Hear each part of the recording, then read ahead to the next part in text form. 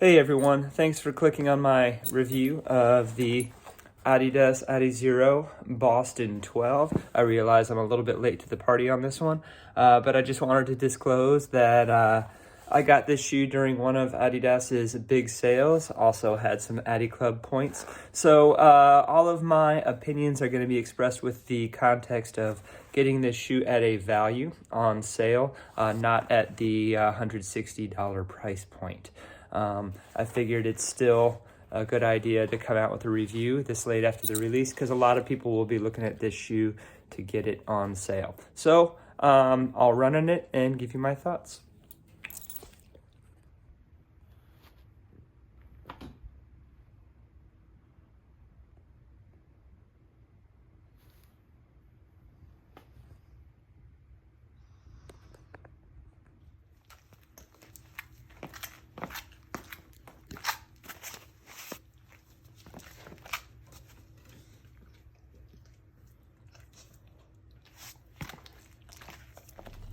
Good morning. I'm about to leave the house and go run with my friend Eric. He is a visually impaired runner, so I will be his guide runner for his workout today.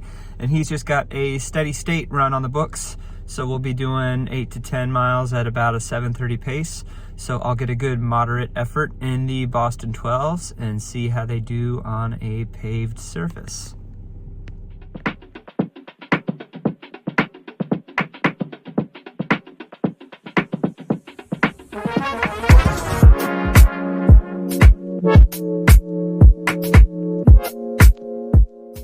So my run with Eric was pleasant. It turned out to be not quite 7:30 pace, more in the high sevens, but good, solid, moderate 10 miles.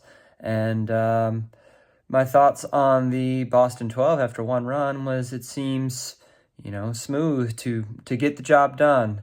Nothing particularly special, but nothing glaringly bad either. It kind of how I was expecting, but I will get some more runs in it to give it an honest shoe talk. So I think I'm gonna go to the park for a little afternoon double, and I'm gonna compare this shoe, the adidas Adizero Boston 12, against 6 other shoes, the New Balance SC Trainer V2, the On CloudEclipse, the Hoka Mach X, the Saucony Endorphin Speed 3, the Brooks Hyperion Max, and the Asics Novablast 3. These are all kind of shoes that are daily trainers in my world. Some of them might skew a little bit more towards faster runs, like the Hyperion Max would. But in my rotation, these would be competitors to the Boston. So I'm gonna have one on each foot while I have the Boston on the other foot and see how they compare. All right, I got all my shoes for this little shoe off set up by my car. Instead of going to the park, I'm parked out by my local rec center so I can kill 2 birds with 1 stone and get a lift in after this. So I'm gonna run down the greenway there a few times out and back. It's a lot of prep for what's gonna be a 2.5 to 3 mile run, but I'm doing it for you guys. So I'm gonna start by getting in some strides in just the Bostons to remind myself what it's like to run in the same shoe.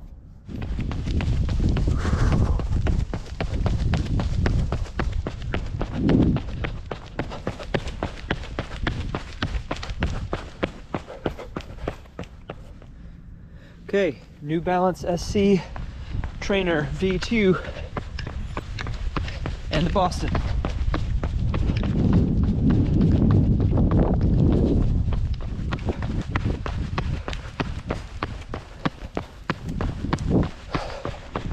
The New Balance is a little bit more shoe, it's a little higher off the ground, a little softer, also a little more ungainly.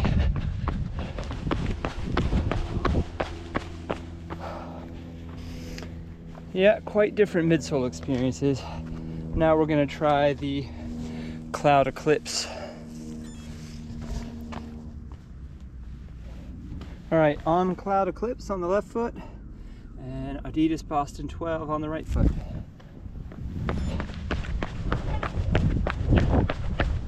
Oh, Wow, it's different already. So running with the CloudEclipse on the left foot and the Boston on the right has me very much off balance, as you might expect. The CloudEclipse feels a little taller and it's a little bit more dynamic with the way the cloud phase collapses on itself. So that's on my mind a lot, whereas the Boston, I don't necessarily mean to imply that it's static, but it just kind of seems like one unit. So yeah, I'm gonna enjoy finishing this segment and getting the next shoe on.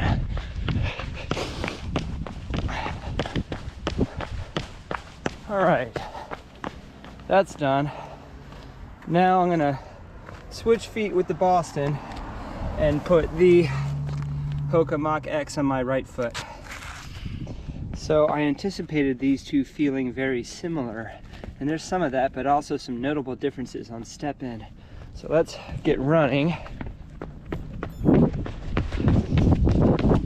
Sun's coming out, so it's getting pretty warm.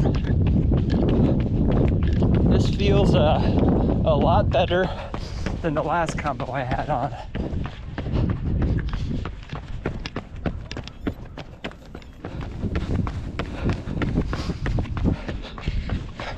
So these two, the Hoka Mach X and the Boston 12, do feel fairly comparable. I'm doing an out and back. That's downhill and then uphill back. Going downhill, I really felt the Hoka had a little more bounce. It felt more like the Piba top sole you got there. Gave a little bit back, as well as the roll off from the forefoot. Going uphill now, I feel like the Adidas is having to do less work. I mean, I'm kind of trying to split how it feels on either side of my body here, but the Hoka feels a little taller off the ground. The Adidas feels flatter, even though I know it's got a higher drop, not necessarily a higher stack height. It will be interesting to see it versus the Saucony Endorphin Speed next.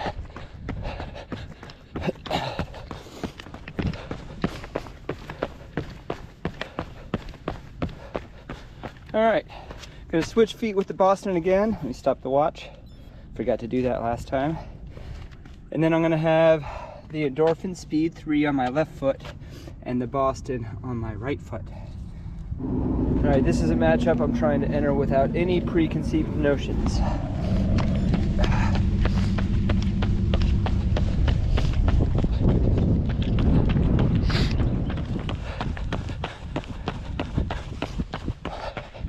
So as one might expect, with the Endorphin Speed 3 having a full Piba midsole and the Boston 12 having a combination of TPEE in Light Strike Pro and EVA with the Light Strike 2.0, the Endorphin Speed 3 has a lot bouncier response.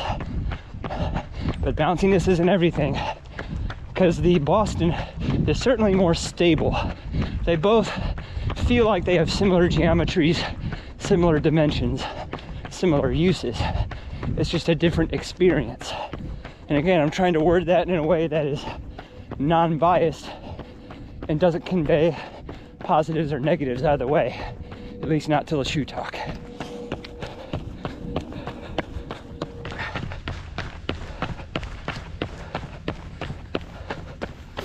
All right, a couple more shoes to try on. Next is the Brooks Hyperion Max. All right, Brooks Hyperion Max versus Adidas Boston 12.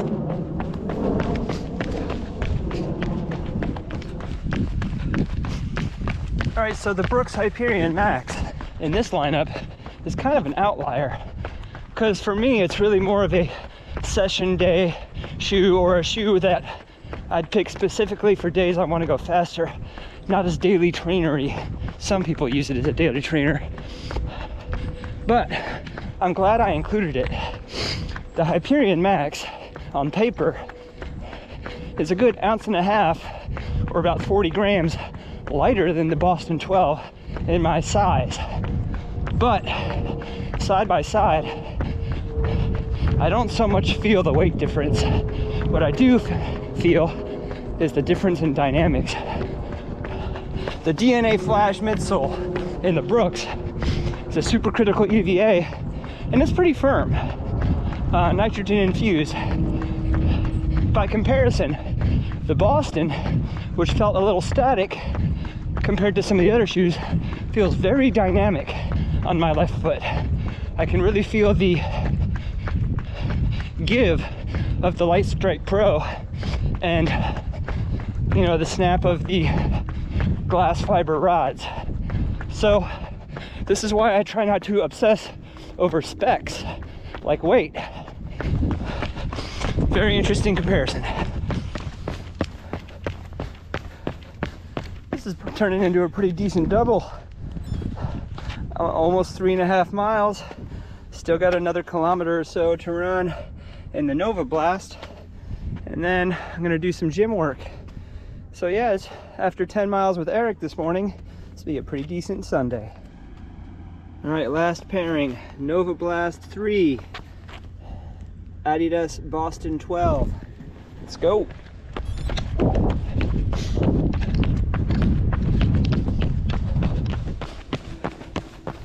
So I expected these shoes to feel very different from each other.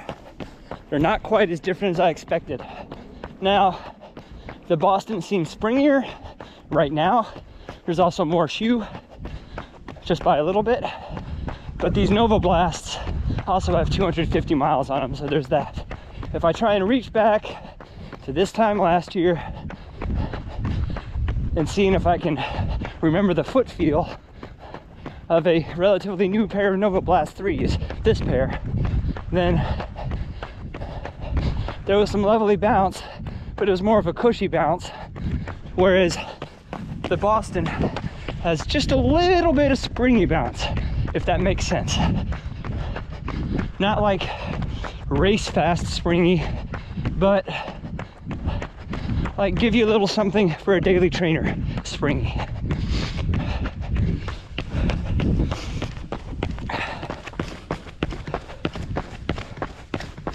And here we are, back at the stable. Okay, so there's a lot to unpack here. I think I was comparing the Boston against the right group of shoes as far as daily trainers that could offer you maybe a little bit more. Okay, so I've done a couple of base runs in the adidas Adizero Boston 12.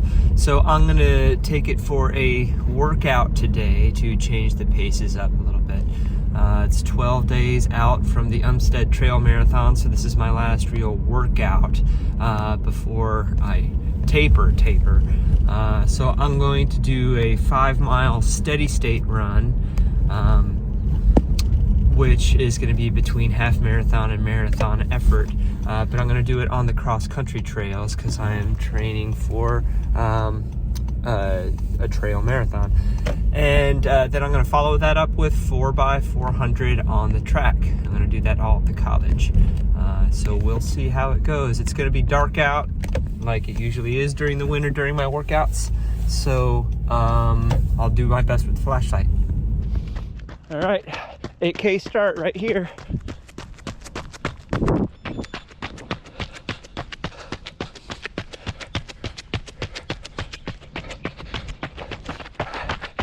I'm about 3 or 5K in to an 8K pace run. Running a little bit faster than I will be at Umstead on a similar surface. Not feeling too bad. It's a little cold.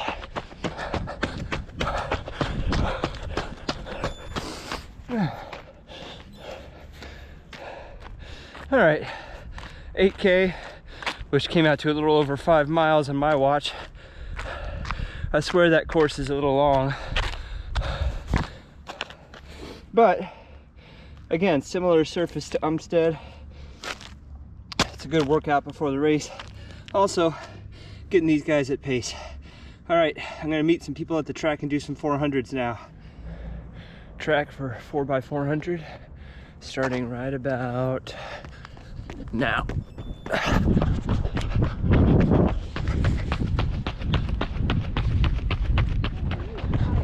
I'm gonna let Dave and Chad rev it for me a little bit.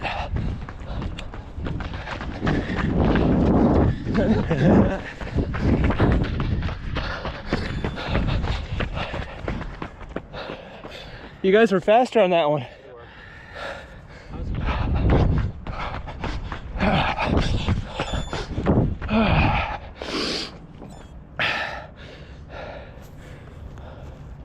4x400 done. Workout done. Not bad. They don't hold you back. Not my first choice for a workout shoe, I guess. Great thing about finishing my workout at the track is I get to heckle all these other poor bastards who are still doing their workout. Let's go. Let's go. They're catching up on you. Go, guys. Almost done. That's the first lap of their first rep. All right, I guess I'll wrap it up with a shoe talk here. I'll try not to make it too long because this video's starting to get a little long, but I've done well over 50 miles in the adidas Adizero Boston 12 now. Doesn't look like it other than some dirt from a few mixed surface runs there. Yeah, I would say there is nothing inherently wrong with the Boston 12. I know that doesn't sound like a glowing review, but coming off the Boston 11, which I had, that shoe was straight trash. And from what I understand, the Boston 10 was too. This is a huge improvement over the Boston 12. Like I said at the beginning of the video, I got this at one of Adidas's big sales, as well as some Adiclub points. So not going to see it in the context of paying $160 for it. I don't know if I would do that for what is essentially kind of a middle-of-the-road daily trainer. I say middle of the road, but it's kind of a jack-of-all-trades, master of none. I'm not going to bring all the 6 shoes I compared it with, but I've got a couple of them here, namely the Hoka Mach X and the Saucony Endorphin Speed 3, and those are the ones that I think would compare most rightly with the Boston 12. Is just kind of that shoe that might have been marketed for more of a faster paced trainer, but really is kind of an everyday trainer for those who use some of those performance shoes for everyday uses. Where this fits in the adidas Adizero line is kind of right in the middle, right in the trainer middle, top of the bell curve as far as most of your runs would be in the Boston 12. If you're thinking of your shorter workouts and shorter races, being in the Takumi Sen, I have the Takumi Sen 8, or in the Adios 8, which is the only one of those that doesn't have any kind of glass fiber or carbon fiber rods in it. It just kind of has a plastic shank. But like the Adios 8, this has a combination of Light Strike Pro, which is TPEE, very soft and creamy, and Light Strike 2.0, which is an EVA material. And this is a lot softer, more resilient foam than the Light Strike that was in the Boston 11, which again was straight trash. But then the Adios Pro 3 and the Prime X are going to be those race day picks that are going to be well up above those. Now, with those having full Light Strike Pro midsoles, and that's a long-lived super foam, you could possibly train in those too. I wouldn't race in the Prime X. I would use it as kind of a long-run novelty shoe, but the Adios Pro 3 I could train in and race in. This is a solid trainer. Some people, if you're going to be one of those people who's only going to get 1 or 2 pairs of shoes, this could be one of those do-it-all type of shoes. quick little insert here, the Continental rubber outsole, which you guys could hear as it was rolling over my hardwood floor. Very tacky, very grippy, very durable. Probably one of the standout features of this shoe. That outsole is going to last a while. It's also going to be very grippy in all conditions. The Adizero line does great with that Continental rubber outsole. So on a daily trainer like this, I put a high premium on outsole grip and outsole coverage, so good job with that. Is it extremely awesome at any one type of run? Not particularly, but it handles daily miles great. And if you could use it for a workout in a pinch, I did. It could be a long run shoe. It's just versatile, sort of like the Saucony Endorphin Speed 3, which you guys know I have talked a lot about and raved a lot about. The Endorphin Speed 3 is going to be lighter, it's going to be softer, it's going to be bouncier. Some might call it more comfortable. I think the upper might be more comfortable, but this upper tends to do better for me than, say, the Adios Pro 3 upper. It's just a different experience. This is bouncier, but this is equally as smooth, if not smoother. I'm more of a midfoot striker, but I kind of land flat on this and just roll off evenly. There's no punchy toe off like there is on the Adios Pro 3, but it rolls off smoothly. It does what it's needed to do. And then the Hoka Mach X is kind of in that same vein. It has the super foam on the top, which is the PIBA that Hoka is using in the Rocket X2 and in the Cielo X1. And then it has kind of a firmer EVA on the bottom. These two shoes are fairly comparable. The Hoka might be a little bit lighter and have a little bit more punch on the toe off, but this also retails at $180, and you never see it on sale. Whereas this retails at $160, and you see it on sale quite often. In fact, when they do come out with the Boston 13, I imagine the Boston 12, you'll be seeing it under $100 for a lot of different colorways. I remember the Boston 11 was available for like $50 when I got it, and it wasn't worth it. But the Boston 12 is certainly worth at least twice that. So if you're looking for a do-it-all kind of shoe, a workhorse kind of shoe, there's nothing wrong with the Boston 12. Again, it's not going to wow you, although some people will talk it up as, you know, the Boston is back. I don't think it's particularly special, but not all shoes need to be special. It's going to be a mileage hog, and I'm not regretting picking it up on sale. No regrets. So yeah, I don't know if I really gave you any conclusions about the Boston 12 other than it's worth a buy if you get it on sale. Yeah, thanks for watching my shoe talk. I'm going to try and cut this video before it gets any longer. Don't forget to run your LSD, which is like, subscribe, or share, and ding the bell for notifications. Thanks, guys, and I'll see you on the next run.